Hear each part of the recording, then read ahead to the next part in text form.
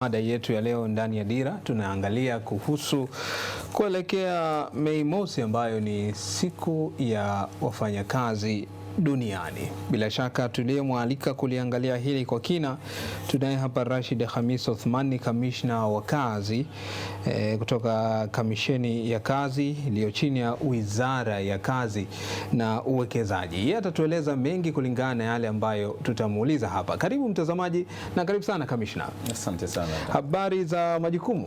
Majukumu njema sana, nashukuru. Si vibaya tukaanzia kwenye historia kidogo. Kila ifikapo Mei Mosi ndio dunia inatambua kuwa tuna siku ya wafanyakazi duniani. Katika maeneo mbalimbali duniani maadhimisho hufanyika kutathmini na kuangalia mwelekeo wa wafanyakazi katika muda huo husika. Lakini kihistoria inatueleza vipi? Ilianzaje hii siku ya wafanyakazi duniani? Asante sana mtangazaji. Ni kweli kwamba tunapozungumzia swala la siku ya wafanyakazi duniani ni swala ambalo lina historia refu sana ulimwenguni. Ni swala ambalo limebeba sura ya kimataifa na linakuja karibuni kila nchi au kila taifa. Mataifa yanaadhimisha hii siku. Ni swala linalotokana, historia zinatuonyesha kwamba limeanza kunako miaka ile ya 1886 kule Chicago, Marekani, baada ya kutokea ile tokeo la wafanyakazi. Wafanyakazi ambao walikuwa wakifanya kazi katika mazingira magumu na mazito sana.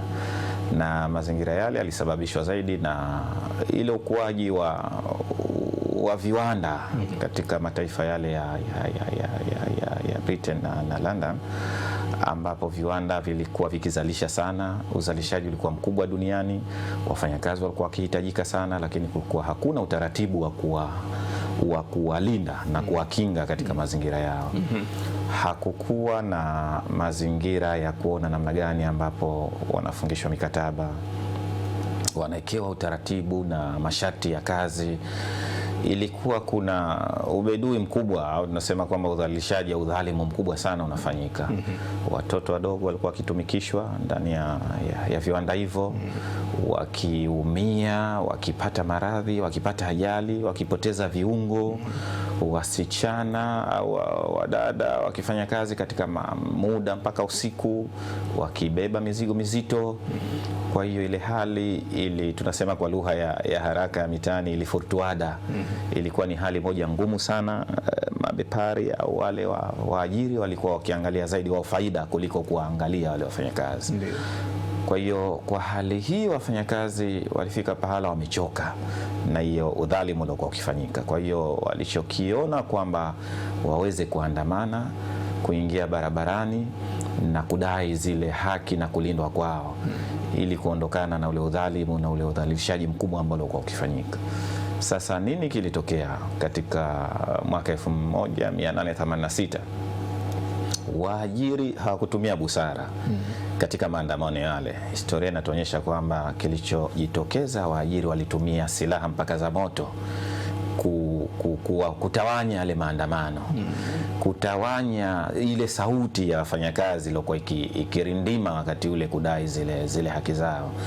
Kwa hiyo silaha za moto zilitumika.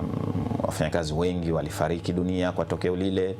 Ni tokeo moja ambalo lililaaniwa mpaka leo vikali na dunia nzima kwa sababu ya nguvu kubwa ambayo ilitumika na waajiri.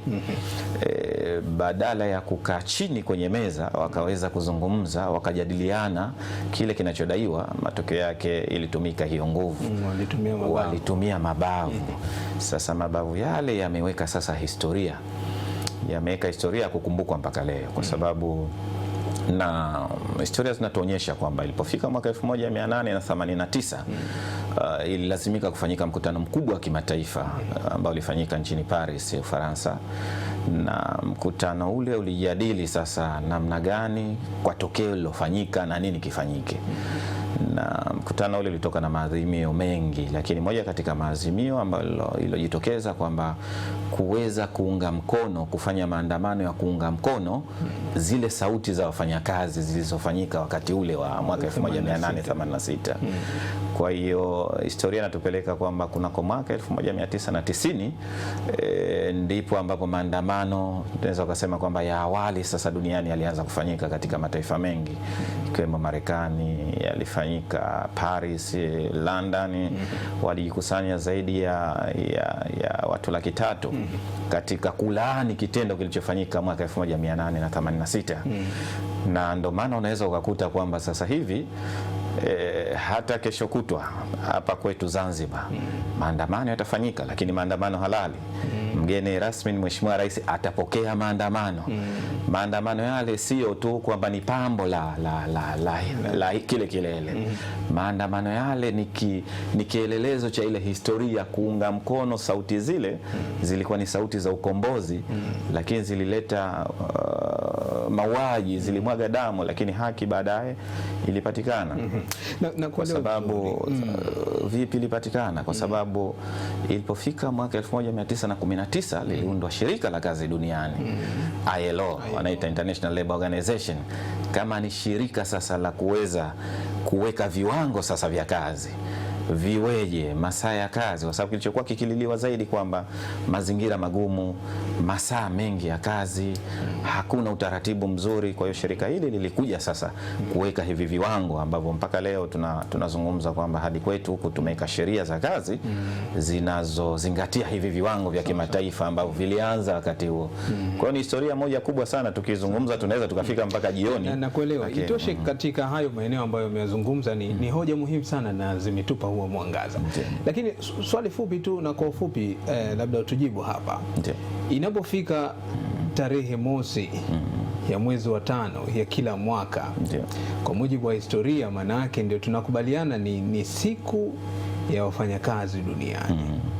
Siku hii inatumika kwa ajili gani au inatambulika kwa maana gani? Je, kwa maana ya kwamba ni sherehe za wafanyakazi, kwa maana ya kuwa ni kumbukumbu ya matukio ya udhalimu ya wale waliotangulia mwaka 1886, au ni maadhimisho?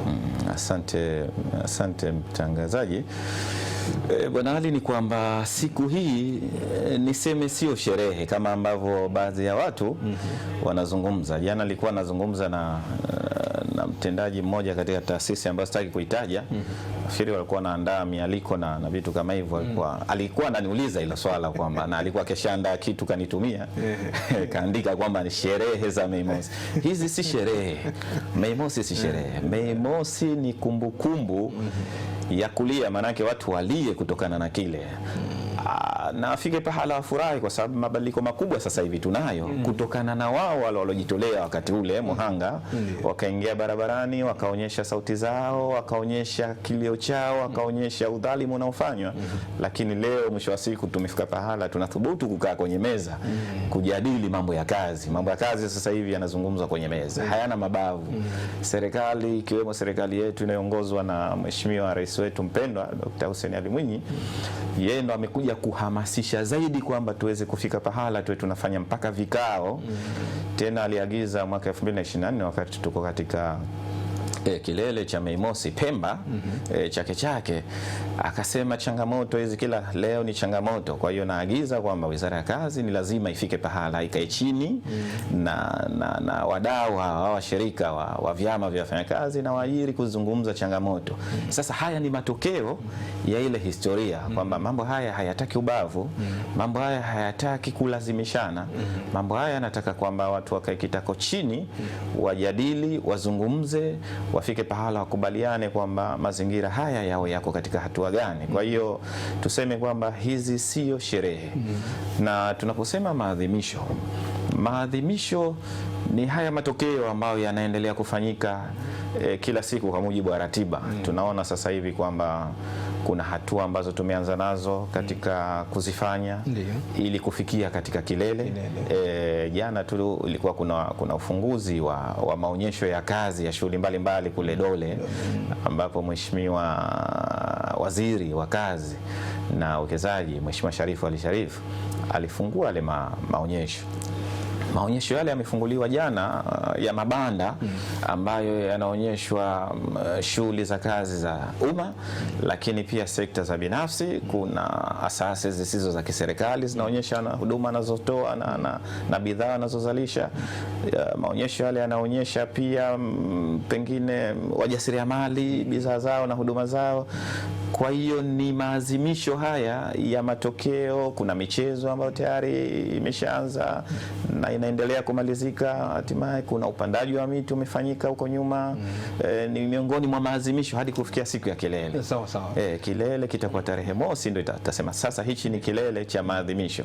Kwa hiyo si sherehe tunapozungumza Mei Mosi, tunazungumzia ni siku ya wafanyakazi kupaza sauti zao na kujitathmini kwa kipindi chote. Sasa hivi tathmini inafanyika mwaka hadi mwaka, kwa sababu kilele kinafanyika kila mwaka. Kwa hiyo ni swala la kutathmini mwaka mzima, mafanikio yapi, changamoto zipi, wapi tumefanikiwa, wapi tulipo, wapi tunatoka, wapi tunakwenda na vitu kama hivi. Sasa tutakuja huko. Tuangalie hapa kwenye eneo la kihistoria. Kama haya matukio yaliyotokea na baadaye ikachukua sura ya kimataifa na tukakubaliana kwamba moja ni kupinga huu udhalimu na usijirejee tena. Ndiyo maana ya kufanya maandamano ya halali. Lakini unaweza kuniambia baada ya kipindi hicho tangu miaka 1900 mwanzoni ambapo maandamano yalianza kufanyika mpaka kufikia sasa, kwa muktadha huo tunaweza kusema hakuna viashiria vyovyote vya udhalimu, kwa maana hilo jambo la udhalimu kwenye sekta ya kazi limekoma, au bado kuna viashiria kwa baadhi ya upande fulani, ikiwa ni upande wa serikali, ikiwa ni upande wa sekta binafsi, mambo haya yapo. Asante ndugu mtangazaji. Niseme kwamba kukoma kwa udhalimu na udhalilishaji ni uwekaji wa utaratibu na ni utaratibu wa sheria, kanuni na miongozo. Ilikuwa haipo huko nyuma, na ndio maana yakatokezea yale yalotokezea. Kulikuwa hakuna utaratibu, hakuna, anasema kwamba regulator wa kuregulate namna ya kuwalinda na kuwakinga wafanyakazi. Sasa hivi regulators wapo karibuni mataifa yote. Shirika la Kazi Duniani lina wanachama sasa hivi karibuni 187 na Jamhuri ya Muungano wa Tanzania, Zanzibar ikiwa ni sehemu, ni mwanachama wa Shirika la Kazi Duniani. Kwa hiyo unakuta kwamba tumetunga sheria ambazo tunazisimamia. Serikali imeweka huo utaratibu na miongozo yake kukomesha udhalimu usijitokeze na hayo majanga. Na linapojitokeza, maana sheria zimeshaelekeza kwamba utaratibu uwe uko huu, ukiwa huu si utaratibu na hatua hizi ziweze kuchukuliwa. Tunapozungumzia masaa ya kazi kwa mfano, masaa ya kazi sheria tayari imeshazungumza ni 8 kwa siku, yawe 8. Pale inapojitokeza mazingira kwamba lazima yawe zaidi ya 8, kuna utaratibu wake, maana yake lazima ufidiwe. Sasa hiyo tunaweza kusema kwa namna moja au nyingine kuna hali ya utaratibu ambao umewekwa kukomesha hayo mazingira, wakati ilikuwa utaratibu huo uko nyuma haupo takriban, na tunakubaliana kwa pamoja kwamba huu ndio utaratibu. Sasa anapojitokeza yule mtu binafsi, yeye kama yeye kuchukua hatua za udhalilishaji, maana yake ni yeye inakuwa ni mtu binadamu. Lakini kama taifa, kama serikali, kama wadau au tatu, tayari utaratibu wamekubaliana kwamba ni kukomesha huu. Sawa, ni hatua nzuri. Zanzibar tupo katika nafasi gani kwenye swala hilo la masuala ya kufuata kwanza sheria, utaratibu uliopo, miongozo na kanuni kwa ujumla? Asante mtangazaji. Ni kwamba Zanzibar tuko hatua nzuri sana kabisa. Tuko hatua nzuri kwa sababu kama nilivyotangulia kusema, kwamba kwanza tumekuwa wanachama wa shirika la kazi duniani, kwa sababu shirika la kazi duniani ndio shirika la Umoja wa Mataifa linaloweka hivi viwango vya kazi dunia nzima. Dunia nzima ikiweka nchi yoyote ikiweka kiwango cha kazi, manake inaangalia msingi umewekwaje katika shirika la kazi duniani. Sasa hilo tunalo Zanzibar. Tunalo Zanzibar, tunalo Tanzania kwa ujumla wake, na limekuja hilo kwa muda mrefu sana, kwa sababu Zanzibar ilianza hilo na ikaimarisha hilo baada ya mapinduzi matukufu ya mwaka 62. Tumeweza kuwa 64 zamani. Zanzibar ilikuwa mwanachama shirika hilo kabla wa Umoja wa Mataifa kabla, lakini tulipokuja kuungana kama ni jamhuri, tukasema sasa Tanzania iwe, tukaingia kwa pamoja, na unakuta kwamba kama Zanzibar ina mikataba ambayo iliwahi kuiridhia ya kimataifa kabla hata kuungana kuwa Jamhuri ya Muungano wa Tanzania. Na sasa hivi inayoridhia ni jamhuri, kwa hiyo Zanzibar ni sehemu ya jamhuri. Kwa hiyo tuko vizuri katika hilo, kwa sababu tuna sheria za kazi. Tuna sheria za kazi nyingi ambazo zinajaribu kulinda haki na maslahi ya wafanyakazi. Kote tuna sheria za utumishi wa umma ambayo ina guide masuala ya utumishi wa umma. Tuna sheria ya ajira ambayo ndio inaweka viwango vyote vya masaa ya kazi, likizo, masuala ya uzazi, masuala ya mikataba iwe vipi na mambo kama hayo. Kuna sheria ya mahusiano kazini namba 1 ya mwaka 2005 ambayo na yenyewe inatengeneza mahusiano, vyama hivi, uhuru wa kujiunga mtu yoyote katika vyama vya wafanyakazi, kuanzisha mahakama za kazi, kuanzisha vitu tunaita majadiliano ya hiari au majadiliano ya pamoja, wanasema collective bargaining. Ni vitu vinavyoanzishwa ndani ya sheria. Tuna sheria ya kulinda haya mafao, sheria ya mfuko wa hifadhi ya jamii, ni sheria ya kazi ambayo inamwangalia mfanyakazi. Leo mfanyakazi akipoteza ajira, akikizi vigezo vilivyowekwa katika sheria, maana yake kuna fao analipwa katika mfuko. Mwanadada akipata ujauzito, kuna fao ambalo analipwa. Kuna pensheni jamii. Wazee wametumika hao sasa hivi hawana nguvu tena, lakini serikali bado inawaangalia katika kuona kwamba michango yao ilikuwepo na sasa hivi wasiachwe, na inaimarishwa zaidi. Awamu hii ya 8 ndio imeimarisha zaidi. Kwa hiyo ni swala zuri. Ukiangalia baadhi ya mataifa mengi, vitu kama baadhi ya vitu ambavyo sisi tunaenda navyo kwa Zanzibar kuvitekeleza, bado havitekelezwi. Bado tunazungumza, lakini ndo hali halisi yenyewe.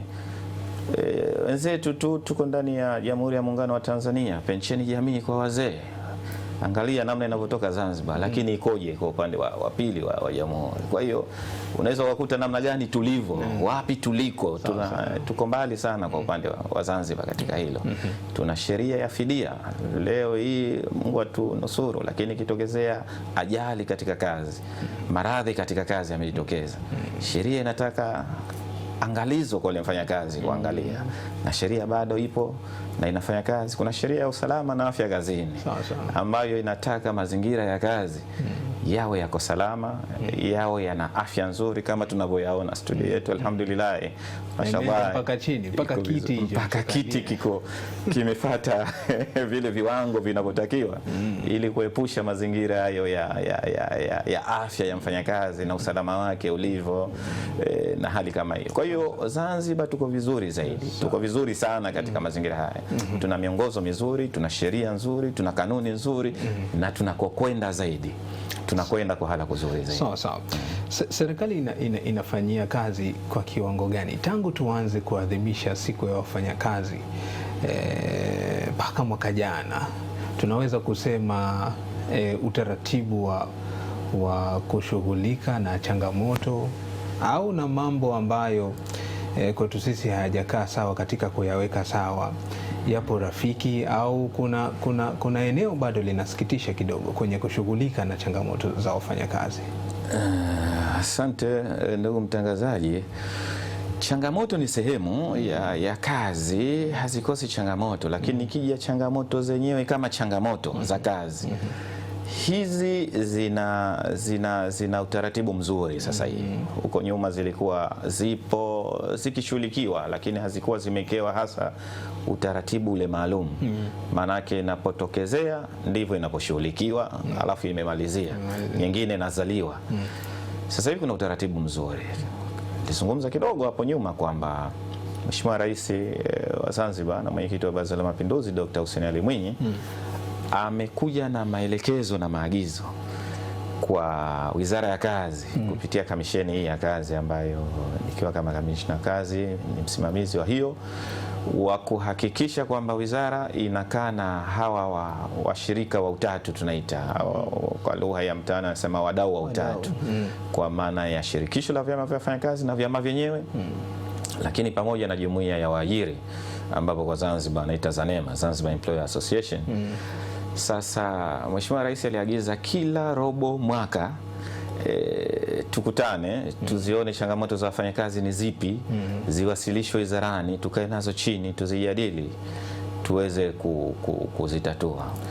Na niseme tu kwa sababu ni jambo la fahari kwamba hivi tunavyozungumza kwamba tokea alipoagiza Mheshimiwa Rais tumepokea changamoto karibuni 29 na 24 zote zimeshachukuliwa hatua, na hizi zilizobakia 5 zinaendelea kwa sababu zina sura ya nasema ya process au mchakato, zinahitaji maamuzi, zinahitaji hatua fulani zifanyike. Kwa hiyo uendeleaji wake wa ushirikiaji unaendelea, lakini 24 tayari zimeshachukuliwa hatua.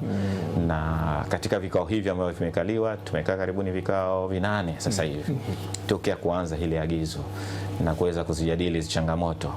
Kwa hiyo unaweza kukuta kwamba kuna mambo makubwa sana na mazito sana ambazo yameibuka kama ni hoja za wafanyakazi ambazo wameona kwamba wazifikishe serikalini, lakini kwa sababu mamlaka haya yameletwa ndani ya Wizara ya Kazi na Wizara ya Kazi ikapewa ile agizo iweze kutafuta utaratibu, na utaratibu umefanyika. Kwa hiyo hili linafanyika, linaendelea. Sasa upande wa pili ukiliangalia hili la changamoto lenyewe, lina changamoto kama ulivyo swala ambalo umeuliza. Lina changamoto kwa sababu vikao vile ni vikao muhimu na ni vikao ambavyo vikao nyeti sana. Nikisema nyeti kwa maana vinakuwa vinagusa wafanyakazi, vinagusa matatizo ya wafanyakazi, vinagusa vilio vya wafanyakazi, vinahitaji maamuzi, vinahitaji majadiliano alafu maamuzi. Inatokezea baadhi ya wakati baadhi ya taasisi zinashindwa kufika katika vile vikao. Wizara hii ya Kazi kupitia kamisheni ya kazi inakuwa kama ni mratibu wa vikao vile. Sasa kama ni mratibu, inasema kwamba jambo hili linagusa idara fulani ya serikali au inagusa sekta fulani ya binafsi. Tunaandaa kikao katika siku fulani, tuje tujadili, tupate sasa ufumbuzi wa hii. Sasa yule anayetarajiwa afike kwenye kikao kile ili tupate information za kutosha, tuzijadili kwa pamoja, tupate ufumbuzi. Hafiki, si mara moja, si mara mbili, si mara tatu, inakuwa inatukwaza. Kwa hiyo unakuta kwamba kikao kijacho inajirejea tena hoja ile, kikao chengine inajirejea tena. Sasa hizi ni changamoto pia. Ni changamoto katika kutafuta hizi ufumbuzi wa hizi hoja na changamoto. Kwa hiyo zipo changamoto. Sawa sawa. Kwa nini kila inapofika kilele cha siku ya wafanyakazi duniani, mara nyingi hapa tumebahatika na kuwa na mkuu wa nchi akizungumza, lakini mara nyingi huwa tunasikia kuhusu neema. Wakati mwingine neema hiyo inaweza ikaangukia kundi la wazee, wakati mwingine neema hiyo inaweza ikaangukia wafanyakazi wa sekta za umma na mambo kama hayo. Hii inajenga taswira gani pia kwa wafanyakazi wenyewe? Na katika kilele cha siku ya wafanyakazi duniani kwa mwaka huu, kwa upande wa Zanzibar, wafanyakazi watarajie nini? Asante mtangazaji. Ni swala zuri, lakini niseme kwamba swala la taswira kwa wafanyakazi, wafanyakazi wana taswira moja nzuri sana kutokana na hii trendi ya matokeo ya kila mwaka katika siku ya maadhimisho ya siku ya kilele cha wafanyakazi. Kwa nini? Kwa sababu moja, kama utakuwa na kumbukumbu nzuri, tokea ameingia madarakani Mheshimiwa Rais, kwenye kilele cha Mei Mosi hajapata kuwakilisha mtu. Hii ni taswira moja nzuri sana, maanake yeye mwenyewe kama mfanyakazi lakini anawajali wafanyakazi wake. Kwa hiyo anaithamini sana hii siku, anaithamini kwa sababu anashiriki yeye mwenyewe personal. Tumezoea nyuma kuona kwamba wanashiriki viongozi wa nyuma, lakini upata wakati ukakuta amewakilishwa hapa na pale, lakini tokea alipoingia madarakani hajapata kuwakilishwa, na tunatarajia na mwaka huu kuna asilimia kubwa sana ya kwamba tuko naye pamoja. Kwa hiyo hii ni taswira moja kubwa, inawapa moyo sana wafanyakazi, inawapa moyo sana waajiri, kwa sababu waajiri na wao ni sehemu. Mfanyakazi na mwajiri ni vitu vinavyotegemeana. Mfanyakazi anamtegemea mwajiri na mwajiri anamtegemea mfanyakazi. Kwa hiyo kwa hili linaleta taswira nzuri, lakini kwa swala la kwamba tutarajie nini, tumeshatarajia mengi kila mwaka na tunayapata very surprising, na vitu ambavyo vinakuja very surprising ambavyo unaviona tu kwamba vinaibuka kwa maamuzi yake mwenyewe mheshimiwa. Kwa hiyo kuna hali ambazo zinafanyika, tathmini za kila hali ya kuona kwamba kwa tathmini hii iliyofanyika nini kiweze kufanyika. Sasa hoja yangu ni kwamba yale tunayoona yakitangazwa kama ni sehemu ya neema, kwa mfano kutangazwa mfano neema kwa wazee, pensheni jamii kuongezeka na vitu kama hivyo, au kuongezeka kwa mishahara, ni matokeo ya yale ambayo wafanyakazi walikuwa wakiyazungumza kupitia uwakilishi wa vyama vya wafanyakazi, kwa mfano ZATUK, au ni maamuzi tu ya uongozi wa juu na kuona kwamba kutokana na hali inavyokwenda basi tuangalie hili? Misali ni kwamba, ndugu mtangazaji, kama ndivyoanza kuzungumza, matokeo ya kile ambacho kinajitokeza huwa zaidi kinaendana na hali ile nilikuwa nimeanza kuizungumza ya tathmini. Tathmini ndio inoleta matokeo. Tunapofika pahala, kwa mfano ukizungumza kwamba swala la uchumi kukua, uchumi unapokuwa ndipo ambapo mabadiliko na yenyewe, na mabadiliko yanakwenda mbali, yanaweza yakenda kwa wazee, mabadiliko yanaweza yakenda kwa wafanyakazi, mabadiliko yanaweza yakenda pale ambapo mahitaji yapo, kwa sababu mahitaji ndiyo yanaweza kufanya. Sasa hapo inawezekana unaanza kumdokolea mtu, anapata taswira, kwa sababu tunapozungumzia swala la uchumi, wataalamu wa uchumi wanatuambia sasa hivi uchumi umekuwa ushafikia mpaka 7% karibia 2% kama sikosei, na kama hivyo. Sasa kusema matokeo kama hayo, mtu anaanza kupata taswira, hicho kinachokuja ni kile kitakachotugusa sisi kama ni sehemu ya neema. Ndo pale niliposema kwamba tathmini ina engel, na ndio mfumo ambao unatumika ulimwengu mzima. Unaweza ukaangalia kwamba tathmini inaelekeza wapi. Inaelekeza ukuaji wa uchumi.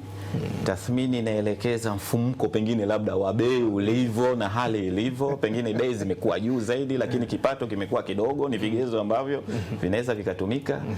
Inaweza ikaangalia hali ya maisha, pengine wanaita poverty line ikoje, kwamba hali ya umaskini ikoje kwa mtu mmoja mmoja.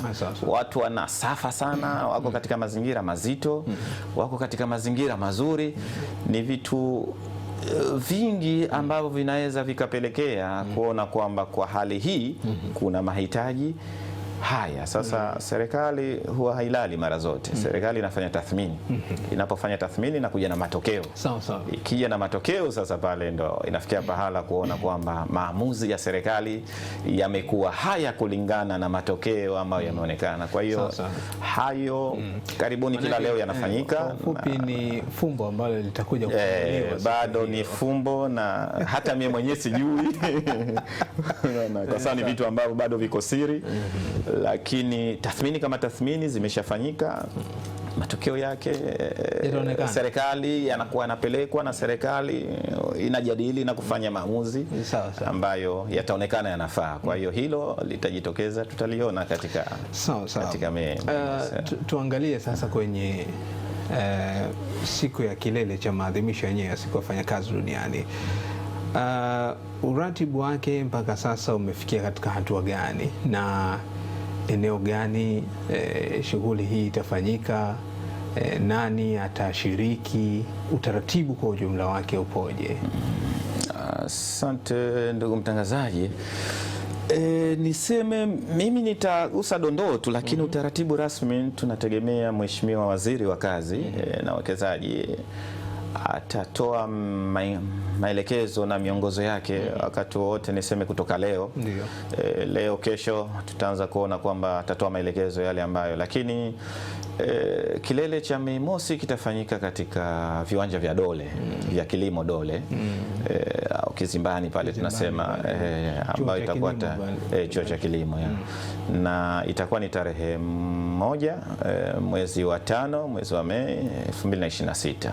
Tunategemea kuwa ni siku ya Ijumaa.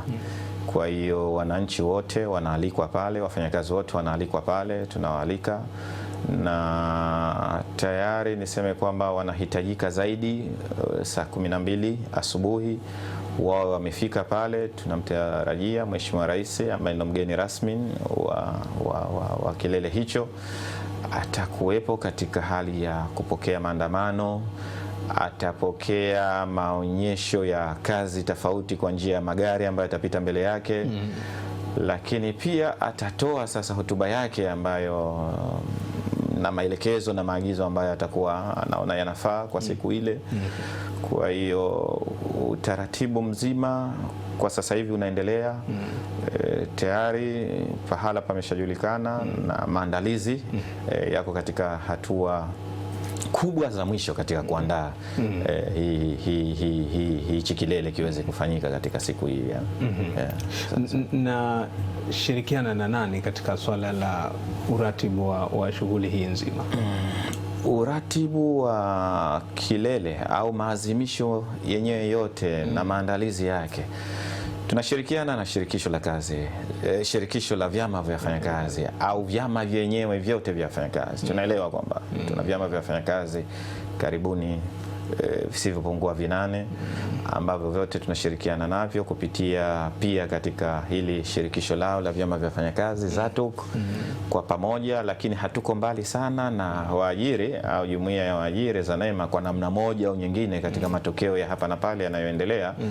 Kwa hiyo Wizara ya Kazi kama ndo msimamizi wa masuala ya kazi kwa Zanzibar inakaa na vyama vya wafanyakazi ambao wao ni wawakilishi wa wafanyakazi wote katika kulinda na kusimamia haki na maslahi ya wafanyakazi kwa pamoja. Kwa hiyo tunaratibu kwa pamoja, tunapanga kwa pamoja.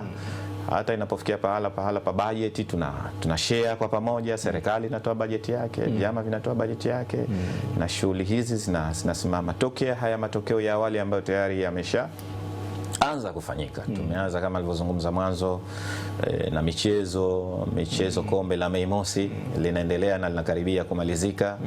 Hili tumekaa kwa pamoja, tumefika pahala kupanda miti Mfenesini, Sheia Mfenesini, tumelifanya kwa pamoja. Tumekwenda, kuna swala zima la kutembelea wastaafu, ni shughuli ambayo imefanyika, ni sehemu ndani ya maadhimisho haya. Kama alivyosema mwanzo, jana tulikuwa na ufunguzi wa maonyesho ya mabanda kule Kizimbani. Tena kuna mambo mazuri sana kule ambayo yapo. Ni waombe wananchi na wafanyakazi wende kule wakajifunze kuona huduma zinazotolewa katika maeneo tofauti, bidhaa zinazotolewa katika maeneo tofauti, lakini kujifunza hata ya masuala. Tuna banda letu sisi la Wizara ya Kazi ambapo watapata taaluma ya kutosha ya mambo ya kazi pale.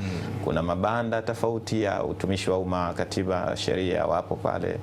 Kuna ZSSF wapo na huduma zao wanatoa pale. Kuna benki ya Zanzibar wapo pale. Kuna watu wanashughulika na masuala ya meli ZMW.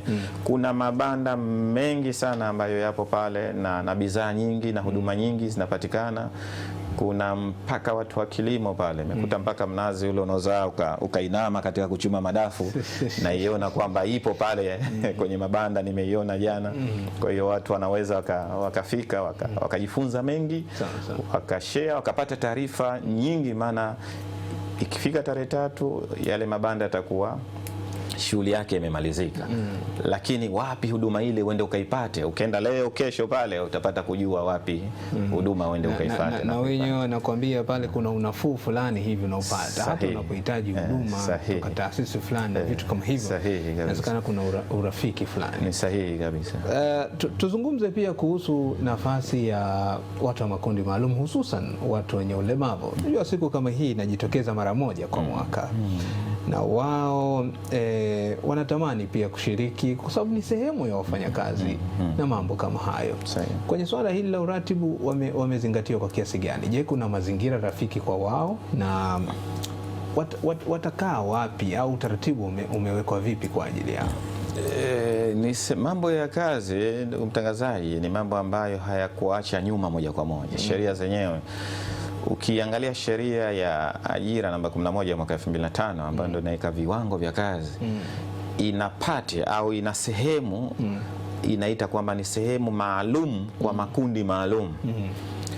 Yamewekwa makundi ndani ya sheria ili linalojitokeza lolote ili kuwe kuna uangalizi maalum katika hilo. Makundi haya wakiwemo wanawake, wakiwemo vijana, lakini pia na hawa watu wenye ulemavu. Kwa sheria yenyewe tokea mwanzo imewazingatia. Kwa hiyo katika swala la kuadhimisha kilele hichi cha Mei Mosi, kwa sababu tayari nilizungumza toka mwanzo, sheria hazikuacha nyuma za Zanzibar, zinajaribu kuangalia kila engeli ya kuona kwamba kipi kifanyike katika utaratibu kwa misingi ile ya viwango vile vya kimataifa.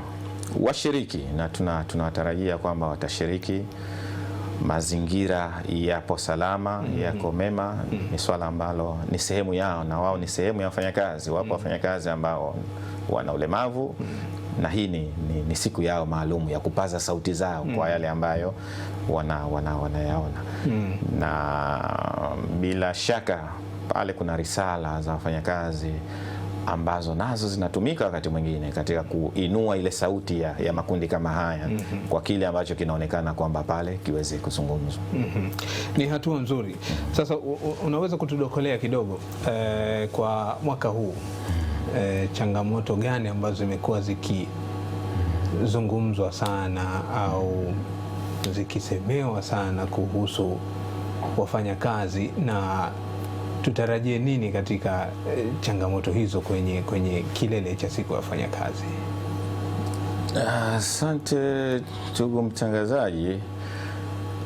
Niseme kwamba changamoto zinatofautiana, niziseme kwamba ambazo zinawakabili wafanyakazi, lakini kama alivyozungumza mwanzo, almost kwa mfumo ambao tumekuja nao karibuni, zile ambazo sasa rasmi tunazipokea.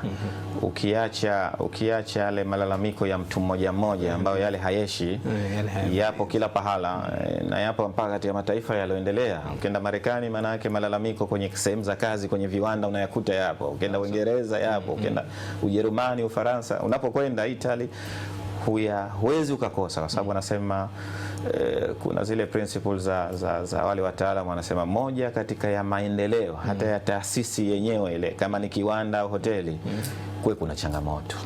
Kwa sababu changamoto ndio inaleta mabadiliko ya kuboresha pale ambapo panapokuwa pahala sehemu gani panavuja kabisa. Lakini ukiona hali kwamba iko shwari, ZBC kimya, ujue kidogo kuna nini. Lakini ukiona kwamba kuna hapa na pale, isipokuwa kuna level zile za changamoto zenyewe, kwa sababu conflict zina viwango, zinaanza kidogo chini, watu wananong'ona ndani ya vyumba, hazijaibuka, zinakwenda mpaka unaanza kuziona, mpaka unaziona dhahiri kwamba sasa hapa pana tatizo. Mwisho wa siku unaona kwamba watu wanaripuka na nini. Kwa hiyo kwa kiasi kikubwa changamoto kama changamoto zimetatuliwa, naweza nikasema kwa kiasi kikubwa. Kuna changamoto nyingi kwa mfano kwenye ngazi ambayo inawagusa wengi, hususan katika sekta binafsi. Kwa mfano tu kwa muda mrefu wamekuwa wakizungumza kuhusu swala la kufanya kazi pasipokuwa na mkataba wa makubaliano ya kazi na vitu kama hivyo. Changamoto kama hizi sasa hivi tunasema ni historia au ndio zimo katika mfumo wa kutafuta utatuzi? Niseme ndugu mtangazaji, ni kwamba Wizara ya Kazi kupitia Kamisheni ya Kazi imepanga malengo na inapanga kila mwaka, inapanga malengo kwamba lazima tuzifikie taasisi idadi hii na wafanyakazi wa idadi hii wawe wana mikataba yote na haya malengo niseme sasa hivi maana yake yanakwenda mpaka zaidi ya 100% ya yale malengo yanopangwa. Zaidi ya 100%. Hivi ninavyozungumza tu kwa mwaka huu mwaka haujamalizika vizuri, lakini si chini ya mikataba 11,000 imeshaonekana na Wizara ya Kazi kupitia Kamisheni ya Kazi na ishathibitishwa kwa muhuri kwamba hii ni mikataba tumeridhika nayo. Lakini huwezi ukafika kwamba ukasema kwamba itafika siku kwamba kuwe duniani katika ulimwengu kwamba hakuna mtu ambaye analalamika kuhusu jambo lolote katika mambo ya kazi. Haitofika hiyo siku. Labda iwe kwamba dunia yenyewe haipo, kwa sababu kama nilivyozungumza malalamiko yapo kila pahali. Sasa unaweza kukuta kwamba linazungumzwa swala la kutokuwepo na mkataba. Na ni kweli unaweza ukafika pahala ukakuta kwamba taasisi hii ina wafanyakazi lakini hawana mkataba. Haina maana kwamba mikataba haisimamiwi, haina maana kwamba hakuna utaratibu unaofanywa au hakuna. Kila leo wakaguzi kazi na maafisa kazi wanafika katika maeneo ya kazi kuhakikisha mikataba inasimamiwa. Tumewahi kuzungumza. Lakini kila siku uwekezaji pia unaibuka mpya. Leo kuna mwekezaji anasajili, unaweza ukakuta kampuni mpya. Kwa hiyo kesho ukifikia huikuti na mkataba. Na unamkuta mfanyakazi mmoja wawili washakuepo, washaajiriwa. Sasa ikifikiwa na maafisa anasema hapa tayari tushaondosha hili tatizo, lakini kwingine tunakwenda bado lipo. Na hawa walofungiwa leo mkataba wakimaliza wanamaliza, tuchukulie Disemba watamaliza mkataba. Wanaweza Januari na Februari wakawa hawajajaza mkataba kwa sababu ushamaliza ule. Na wengine wanakuwa hawasogei katika vyombo vya kusema tunataka sasa tufunge mikataba mipya. Kwa hiyo na ndio maana kuna hii hali ambayo tunakwenda kuiondosha pia, kwa sababu nayo tulikuwa tuna changamoto kubwa sana ya mifumo. Hatuna mifumo. Sasa hili nalo ni tatizo linalofanya kazi nayo ikawa ngumu na nzito. Tunakwenda kwenye mifumo sasa hivi kwenda kuondosha hili tatizo ambalo sasa automatically hata kama mkaguzi hajafika, manake mifumo itaonyesha pahala gani uwekezaji umewekezwa na mkataba hakuna. Huko ndo tunakokwenda sasa hivi. Sawa sawa. Na bila shaka tutafika tu. Mimi nikushukuru sana kwa mchango huu ambao umeutoa. Bila shaka taaluma imefika kuhusiana na mwelekeo wa Mei Mosi, na bila shaka tutashiriki na hata hiki ambacho umetuambia sasa hivi ikiwa maonesho yanaendelea pale. Basi inshallah kwa wale ambao wamesikia watakuwa mabalozi kuwaeleza wengine na wao watakwenda kunufaika kwa pamoja. Karibu sana. Asante sana mtangazaji. Asante.